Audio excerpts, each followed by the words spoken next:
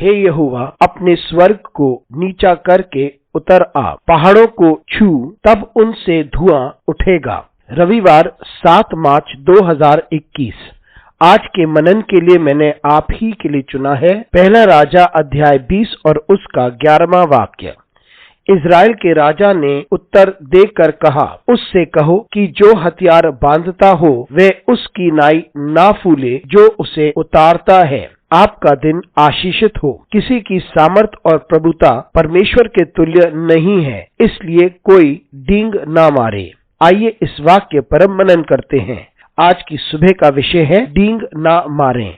ये उस समय की बात है जब बेन-हदद असूर का राजा ने इज़राइल के राजा पर आक्रमण किया। असूर के राजा ने अपने दूसरे राजाओं को और अपनी विशाल सेना को एकत्रित किया। उसके पास 22 और राजा थे और उसकी प्रभुता और सामर्थ बहुत और राजाओं के ऊपर भी था और अपनी सामर्थ पर वे बड़ा घमंड करता था। और वे इज़राइल के राजा को ये संदेश भेजता है कि वे उसकी सारी संपत्ति ले जाएगा। उस पर भी अहब राजा ने इस बात को स्वीकार लिया। उसके बावजूद बेन-हदद ने अपने सैनिकों को भेजा कि वे देख कर आए कि अहब राजा के महल में क्या क्या है और जो कुछ वे चाहें उसे वे ले जा सकते हैं। लेकिन उस वक्त अहब राजा ने इन शब्दों को बेन-हदद राजा के लोगों के द्वारा पहुंचाया। इसका अर्थ यह है कि जो व्यक्ति युद्ध जीत चुका है उसके समान घमंड ना करें और उसके पश्चात वे अपने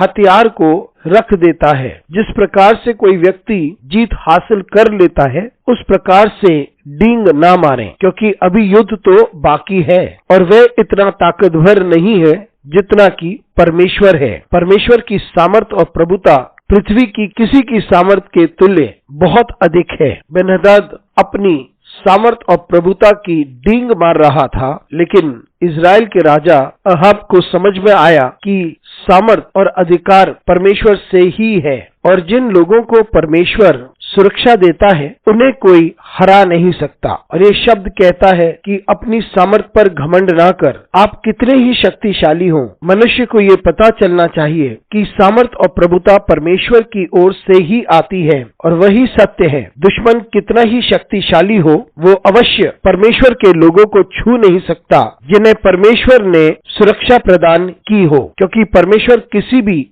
सेना को हरा सकता है। और इसी को हम देखते हैं कि यही होगा क्योंकि परमेश्वर ने अपने लोगों को सुरक्षा प्रदान की। मित्रों, हम भी अपनी सामर्थ पर घमंड ना करें, लेकिन परमेश्वर की सामर्थ और प्रभुता पर घमंड करें और हम उसकी शरण में आ जाएं, ताकि वो हमें हर प्रकार की बुराई व खतरे से हमें सुरक्षित करे। क्योंकि परमेश्वर अपने लोगों को सुरक्षा प्रदान करता है, तो इसलिए आइए हम परमेश्वर की सामर्थ और प्रभुता पर घमंड करें, ना कि हम अपनी सामर्थ पर घमंड करें। अनुग्रहकारी परमेश्वर स्वर्गीय पिता, आज की सुबह के लिए तुझे धन्यवाद देते हैं। हमारी सहायता कर परमेश्वर। यदि हम घमंड करते हैं तो हम सिर्फ तेरी सामर्थ और तेरी प्रभुता पर घमंड करें।